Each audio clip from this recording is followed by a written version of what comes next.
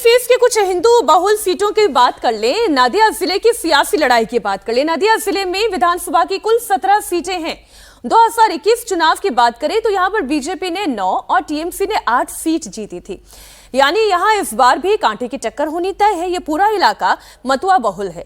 प्रधानमंत्री लगातार कह चुके हैं कि शरणार्थियों को उनका पूरा हक मिलेगा और घुसपैठियों को चुन चुनकर बंगाल से बाहर किया जाएगा। लेकिन टीएमसी की तरफ से दावा किया जा रहा है कि एसआईआर में मतुआ समुदाय का वोट बहुत ज्यादा कटा है।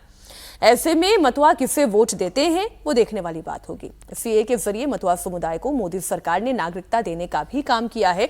तो जरा इन 17 सीटों की जंग की बात कर लें। सज्जन जी, बीजेपी 9, टीएमसी 8। बीजेपी और नादिया में ही प्रधानमंत्री नरेंद्र मोदी की भी रैली हुई, यहाँ रोड शोज भी हुए बीजेपी के तमाम स्टार प्रचारकों के। यहाँ से एक्सपेक्टेशंस क्या है बीजेपी की? देखिए, नदिया की पृष्ठभूमि ये जो अंतिम हिंदू किंगडम थी सेन डायनेस्टी की, लक्ष्मण सेन, जब बख्तियार खिलजी का अटैक होता है तो ये अंतिम वो नदिया ही केंद्र था उस समय। तो नदिया का बड़ा महत्व है। उसी तरीके से ये नवद्वीप है जहाँ पे मायापुरी जो इस्कॉन का जो हेडक्वार्टर है वो भी इसी जिले के अंतर्गत आता है। वैष्णव संप्रदाय के बिल्कुल, जितने बहुत ज्यादा गौरंग स्वामी। उसी तरीके से जो कृष्णा नगर है, जो लोकसभा सीट जहाँ से महुआ मोइत्रा आती है, वो हिंदू बहुल इलाके से 50,000 से ज़्यादा वोट से पीछे रहती है। वहाँ पे चापरा 1, 2, तेहट्टा वगैरह आता है जो मुस्लिम बहुल एरिया है, वो उन्हें जबरदस्त लीड देके जितवा देता है। अब नदिया में क्या है कि आप देखें, एक तो जो बांग्लादेश से जो हिंदू है उसमें ज़्यादातर मतुआ है जो नमशूद्र। देखिए, मतुआ क्या है? नमशूद्र दलित का एक रिलीजियस सेक्ट है। नमशूद्र बड़े हैं, उनमें एक जो धार्मिक वो है वो मतुआ है। तो बांग्लादेश में उसका मंदिर भी बिल्कुल है। बिल्कुल जो ठाकुर ये थे। अब वहां से वोट किसको जाएगा मतुआ का? तो जो एसआईआर की बात है, बात सही है। कारण ये है कि वो तो 2000 सबसे अंतिम चरण में जो बांग्लादेश से अभी हिंदू पीड़ित होके आ रहे हैं या पाकिस्तान से पीड़ित होके आ रहे हैं, दोनों कराची से, दोनों जगह से दलित आ रहे हैं। आप ये याद रखिएगा। कारण बांग्लादेश में रह जाने के कारण है कि इनके एक लीडर थे जो अंबेडकराइट थे, और उन्होंने क्या किया कि उन्होंने मुस्लिम लीग का साथ दिया। उसके पहले लॉ मिनिस्टर थे, इधर डॉक्टर अंबेडकर लॉ मिनिस्टर थे, उधर मंडल साहब लॉ मिनिस्टर थे। उनके कहने पे वो भी नमशूद्र थे। ये सारे के सारे वहां रुक गए। बाद में जब इनके साथ हुआ तो ये अंतिम फेज में आ रहा है, बाकी हिंदू आ गए।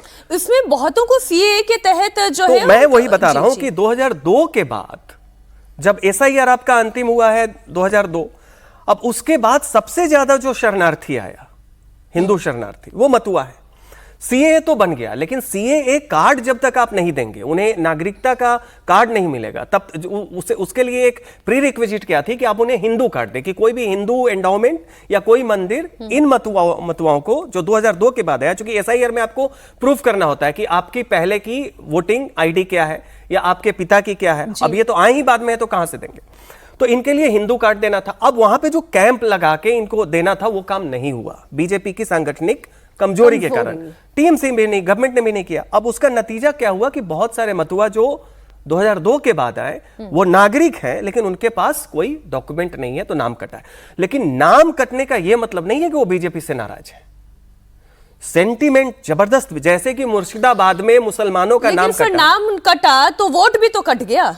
नहीं, वोट कटा है, लेकिन इतना ज्यादा समर्थन है बीजेपी के पक्ष में मतुआ बहुल इलाकों में। आप कलकत्ता से जैसे ही बैरकपुर, जो अर्जुन सिंह वाला इलाका है, उससे आप आगे कल्याणी, बोनगांव से लेके कृष्णा नगर तक जाएं, जो मुर्शिदाबाद का बॉर्डर है, पूरा का पूरा बांग्लादेश का बॉर्डर मतुआ बेल्ट है। और वहां 100 में 90 मतुआ बीजेपी के साथ है। 5-7 का वोट कट भी गया, विक्ट्री मार्जिन कम होगी।